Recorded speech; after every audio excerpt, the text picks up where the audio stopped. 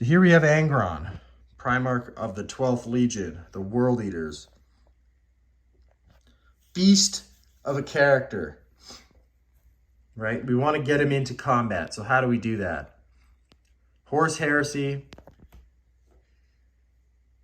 weapon skill is a huge deal. He is weapon skill 8, but unfortunately, he has this rule called the Butcher's Nails, which, granted, it gives him lots of attacks. Every turn he gets an extra attack.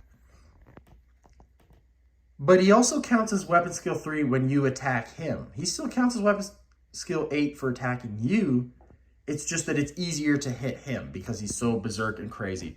Now, I know a bit about fighting sports. I've done martial arts stuff. To me, that doesn't make a lot of sense, but I understand where they're going, so we'll just ignore that part for now. But the fact of the matter is, he counts as weapon skill 3 when you attack him. I took him in my World Eaters army to mini wargaming a while back, fought against Lucas Space Wolves, and I stuck him with a Rampager squad in a Land Raider. But unfortunately, the Rampagers are weapon skill 5, and this weapon skill 3 thing transfers to any unit that he's attached to. So it ends up becoming very detrimental for them and their unit. They ended up getting absolutely slaughtered because they were so easy to hit. That being said, Space Wolves are obviously great in combat too. You know, they have lots of great combat abilities. And Leman Russ is no slouch. He's a Primarch killer. He's obviously the Emperor's Executioner. But I absolutely got wrecked. Like, it wasn't even close.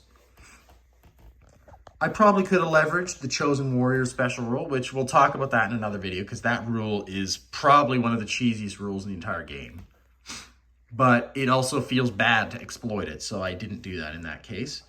It doesn't help that I was on camera, so I don't want to be a poor sport or anything like that. But Chosen Warriors, definitely useful. Anyways, so Angron has a bit of an issue, because I want to get him into the fight. He debuffs units that he's attached to with this weapon skill 3 thing. So sticking him with Rampagers doesn't really work in that way. They got slaughtered. Rampagers are much better on their own or with a Praetor, like 1 or 2 units of Rampagers maybe. The Phalanx Blades are fantastic. We'll talk about them in another video too. But we're trying to struggle here with what Bodyguard unit do we give Angron and how do we transport him into the battle?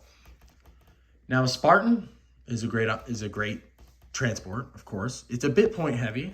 Could go with a Land Raider instead, transport capacity 12. You might be saying, well, stick him with Red Butchers, because Red Butchers also have that minus weapon skill debuff thing, where so they count as being, your weapons are -1 strength to hurt the Red Butchers, but they also count as weapon skill 3 to attack them. So that might be the perfect natural fit, right? Well, here's the problem with that. Red Butchers have to have 5 guys in the squad. They each take up 2 spots in a transport. Angron takes up 4. So you're looking at 14 slots in a transport. So it has to be a Spartan. Can't be a Land Raider. Can't be a Drop Pod or Dreadclaw. What I've been doing is I've been using my Dreadclaws lately because they're fantastic models. And I want to bring them in a Dreadclaw. A Charybdis would actually be the perfect thing for him. That would be ideal, but I don't want to fork out the money for the Charybdis, at least not yet. You know, so what do we do in the meantime here? We could take him with a command squad.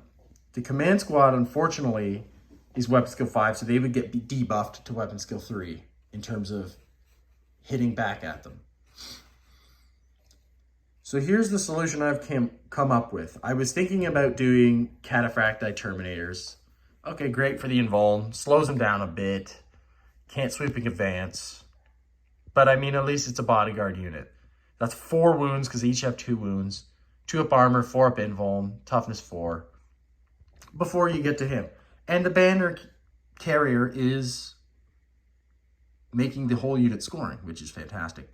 Same thing with the Tartaros Terminator squad, but they're faster, worse Invuln. They don't have the heavy special rule. But they would make a great Bodyguard unit too. That's 8 wounds, toughness 4. 2-up armor, 5-up invuln to get through.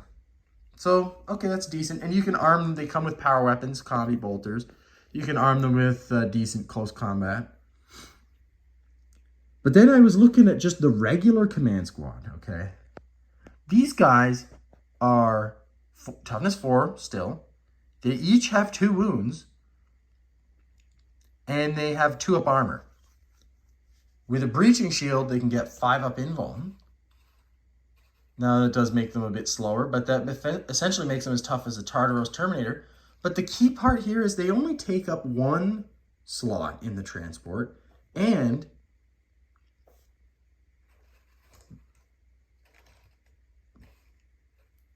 they're cheaper, which is huge. So I could fit more guys in here. So check this out. Here's Angron, here's the Dreadclaw. I made these guys recently. I custom made these boarding shields from a few designs I found online, 3D printing stuff. So this is what I've come to now to maximize here. So a squad of 8. Angron's 8 chosen warriors to protect them. They have boarding shields, they have combi meltas, and they have the good old humble chain axe. These guys also have chain axes on their back. All right, so the reason I landed on these guys, they're still 2-up armor, they're still 5-up invuln, they're still toughness 4, but they each have 2 wounds, but now I have twice as many guys. So that's 16 wounds to get through now, to get to Angron. And they drop in Dreadclaw, because I've been doing a lot of deep striking just lately with this army. You can use the Dreadclaw to help guide your deep strike assault. They get to re-roll the roll for disordered deep strike assault. It gets to deviate away from terrain. So it's a safety mechanism that can be central to your deep strike assault. And now I've got 7, because the chapter standard guy here, or the standard bearer, he cannot take a ranged weapon. He's stuck with his melee weapon, but that's fine. But now I've got 7 combi meltas landing in your face. There's no more armored ceramite in Heresy. So here we go. We can land, blow something up, and now you got to chew through 16 wounds, 2-up armor, 5-up invuln. And with Angron's warlord trait, he's giving the whole army 6-up feel no pain. I don't know if anyone can get through that entirely. And if you have instant death stuff, I could just take him on Angron. He's got a 4-up invuln. He's got a 6-up feel no pain. He's toughness 6. So any las cannons or crack, well, I guess crack missiles wouldn't work. It's only AP3. Any las cannons flying my way, I could just take those ones on Angron and absorb a couple wounds here and there. So on top of that, you've got all the other deep striking assault. I got lots of assault marines with jump packs landing. I've got land speeders, all kinds of stuff landing.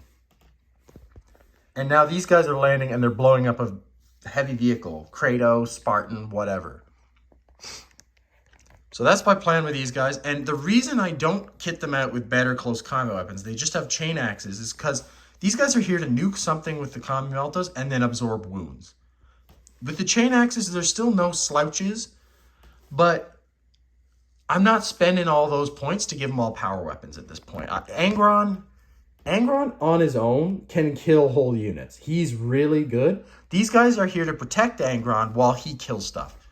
They know that their master, their Primarch, he's the one who wants to kill stuff. Let him do the killing. We just protect him.